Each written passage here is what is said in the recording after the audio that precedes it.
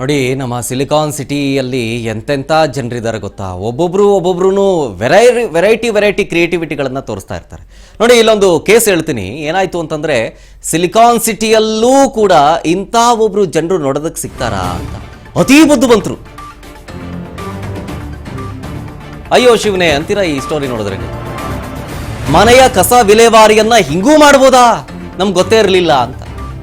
ಮನೆಯಲ್ಲಿದ್ದ ಬಂಡಲ್ ಗಟ್ಟಲೆ ತ್ಯಾಜ್ಯ ಬಿಸಾಕಕ್ಕೆ ಇಲ್ಲೊಬ್ರು ಏನ್ ಮಾಡಿದ್ರು ಗೊತ್ತಾ, ಈ ಜನರ ಅಡ್ಡದಾರಿಗೆ 10,000 ರೂಪಾಯಿ ದಂಡ ಬಿದ್ದಿದೆ. ಈಗ ರ್ಯಾಪಿಡೋ ಗೊತ್ತಲ್ಲ, ನೀವು ಅಲ್ಲಿ ಇಲ್ಲಿ ಓಡಾಡೋದಕ್ಕೆ ಬುಕ್ ಮಾಡ್ತಿರಲ್ಲ, ಆ ರ್ಯಾಪಿಡೋ ಬುಕ್ ಮಾಡಿ ರಸ್ತೆಯಲ್ಲಿ ತ್ಯಾಜ್ಯವನ್ನ ವಿಲೇವಾರಿ ಮಾಡಿರೋದು.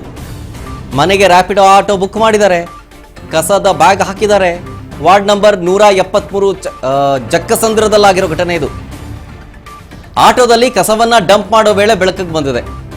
ಮಾರ್ಷಲ್ಗಳು ಕಣ್ಣಿಗೆ ಕಾಣಿಸಿದ್ರು, ತಕ್ಷಣ ಆಟೋ ನಿಲ್ಲಿಸಿದ್ರು, ಡೀಟೇಲ್ಸ್ ಕೇಳಿದ್ರು. ಅದಾದ ಮೇಲೆ ಇದು ಇಲ್ಲ ಬುಕ್ ಮಾಡಿದ್ರು, ಹಿಂಗೆ ಅಂದ್ರು. 10,000 ರೂಪಾಯಿ ಕಟ್ಟಪ್ಪ ದಂಡ ಅಂದ್ರು. ಸರ್ ನಾನೇ ಕಟ್ಟಲಿ ಸರ್, ಅವರು ಬುಕ್ ಮಾಡಿದ್ದು ಅಂದ್ರು. ಸರಿ ಅವರಿಗೆ ಫೋನ್ ಮಾಡಿ ಕರ್ಸಪ್ಪ ಅಂತಂದ್ರು ಆಟೋ ಡ್ರೈವರ್ಗೆ. ಅದಕ್ಕೆ ಸ್ಥಳಕ್ಕೇನೆ ಆ ಮನೆ ಮಾಲೀಕರನ್ನ ಕರೆಸಿ ಬೈದು ಬುದ್ಧಿವಾದ ಹೇಳಿ 10,000 ರೂಪಾಯಿ ದಂಡ ಹಾಕಿ ಕಳಿಸಿದ್ದಾರೆ. ನೋಡಿ ಟೆಕ್ನಾಲಜಿನ ಹೆಂಗೆಲ್ಲ ಯೂಸ್ ಮಾಡ್ಕೊತಿದ್ದಾರೆ ಅಂತ. ಇದು ಒಂದು ಎಕ್ಸಾಂಪಲ್.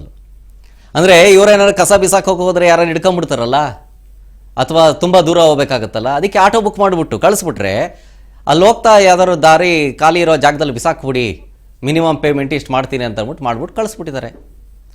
ಆಮೇಲೆ ಇಲ್ಲಿ ಆಟೋ ಡ್ರೈವರ್ ಹೇಳ್ಬೋದು 1,000 ಗೊತ್ತಿರಲೇ ಇರುತ್ತಾ, ಅಷ್ಟೊಂದು ಕವರ್ ಇರುತ್ತೆ, ಕಸ ಅಂದಮೇಲೆ ಸ್ಮೆಲ್ ಬರದೇ ಇರುತ್ತಾ.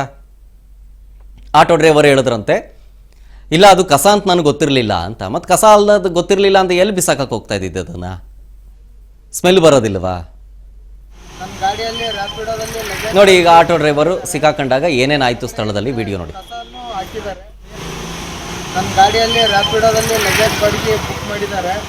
ಅದ್ರ ಒಳಗಡೆ ಏನಂದರೆ ಕಸನೂ ಹಾಕಿದ್ದಾರೆ.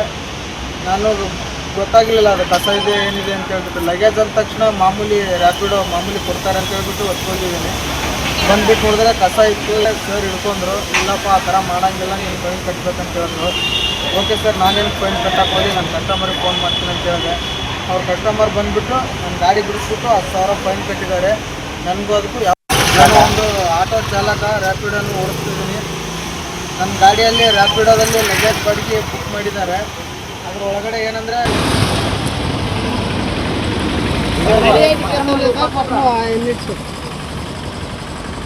ಎಂಥ ಜನರಿದ್ದಾರಣ್ಣ.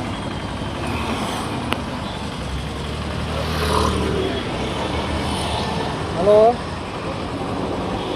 ಸರ್,